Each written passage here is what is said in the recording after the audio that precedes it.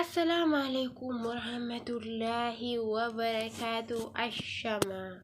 جرتو اسنين جنة أبليان كنكو بقى جراتن بكمل سنجرتني نجيني في رحمة ربي كدوم هنك أم اسنين في حابة اتو اسنين جنة أبليان كنكو غغاري في كاكالي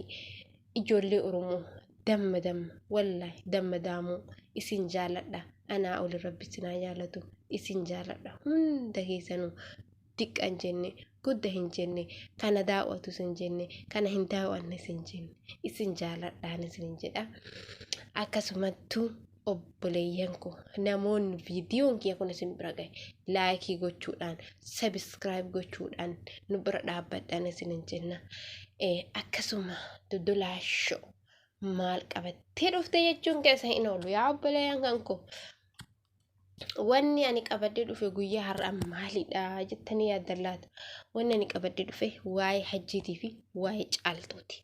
Waa'ee hajjiitii fi waa'ee caaltuu abdiiti. Isinii galee waan akkanaa kana qabadee isinii dhufe odeessituudhaani. Odeessituun maal akka qabattee dhufte kan waliin laallu ta'a nu faana bu'aan isiniin jedha. Wanni ani qabadee dhufe yaa caaltu hajjiin kee kunoo situmuu dhufe situmuu jira situmuu deebe mana hidhaarraa baafattee akkas situmuu jira yoo dandeette ammallee qabiitee achi deebise mana abbaatu wallah qabiitii mana hidhaati coloqa gadi ofirraa raaxateetiin jiraadhu garuu raaxateetitti hin jiraattu atis akkas isallee yoo goote raaxateetitti hin jiraattu isa mana hidhaati darbi lubbuu daa'ima tante yoo argatte lubbuu teetiin baafadhu. Si galee lubbuu teetiin garri si baasu Itiyoophiyaa biyya dhaloota keetii biyya itti guddatte biyya itti mul'atte achi. Si galee akkasumalee isin dhiiftu hiriyoonnis isin dhiiftu. Maaliif yoo dandeettan jaartii hajjii mujrimtitti tawaan hin taane daladdu tawaan rabbiin hin jaalannes daladdu kan isin hin jiran waan namni illee hin jaalanne waan rabbiin illee hin jaalanne daladde isiisan akka namni tokkochi mana hidhaa keessatti namootatu waageessuuf jira. Namoonni suni waageessutti jiran namni isii dhaqanii ilaalanii waageessu jiran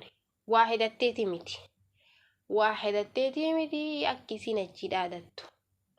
akka isiin hajji achi akkasitti itti dhaadattu namatti achi teettee achi dhaadattu hidhattee waan hidhatte qabdi sheexanticha isii ta'ii isiin san waan hidhatte qabdi waan ta'eef namoonni isii waageessan uffata geessanii nyaata geessanii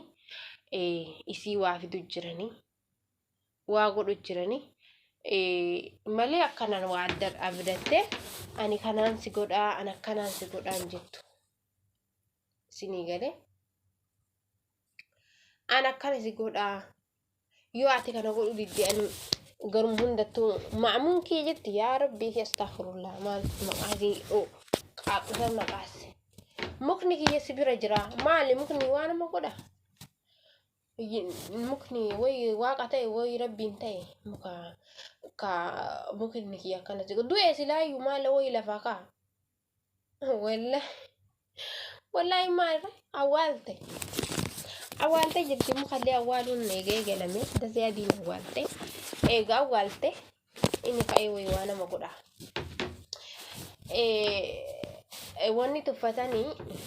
Wanni tuffatanillee garuu tuffachuun isimaaf dhiisuudha malee tuffachuunis gaarii miti. Maali yoo jettanii uumama tuffatantu nama miidha waan ta'eef jechuudha.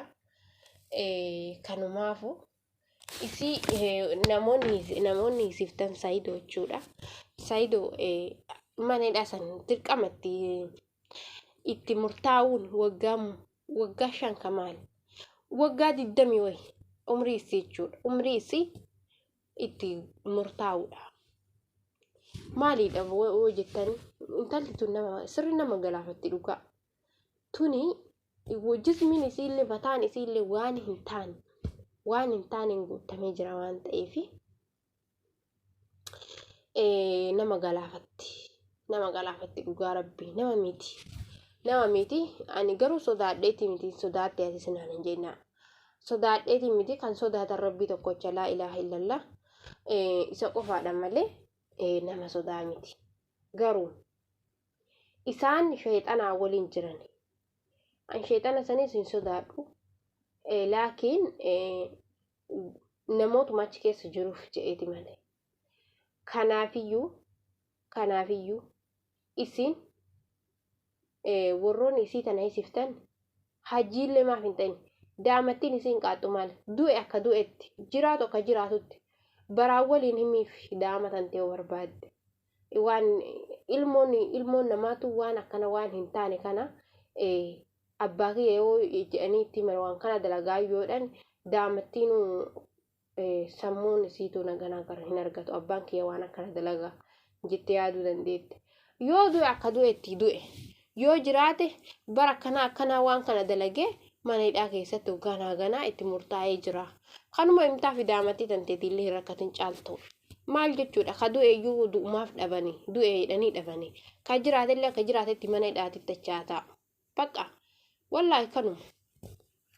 kanuma wanni an daamatii akkamiin godhaa daama kiyya maaliin jedhaa daama abbaa manaa hin jedhin abbaan manaa kan kee waan hin taane dalagu jira saree duutuu soqu jira raacha maali maqaan isaatti haraagees astaghfirullahi alazim haraageessa soqu jira abbaan waan kayrii dalaguu miti abbaan mucayyoo teetii kayrii dalaguutti hin jiru hamtuu malee kanuma itti himtaa fi mana hidhaatitti ol darbi lubbuu tanteetiin biraa baafadhu sin jedha siigalee caaltu yoo siigalte dubbiin akkasi siyaa galtu naa hin galtu yoo jette ufillee rakkisuu malee rakkinarraallee baasuun jirtu an durallee siin jedhee jira namni duraa si bira dhaabatee ammaa achi namni si bira dhaabatu hin jiru yoo waan fedheennillee si godhee kan duraatii miti hajjiin sillee miidhu ka duraa haa ta'u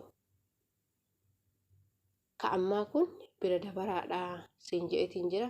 akkasii obboleeyyan kan koo assalaamu alaikum warahmatullaahi wabarakaatu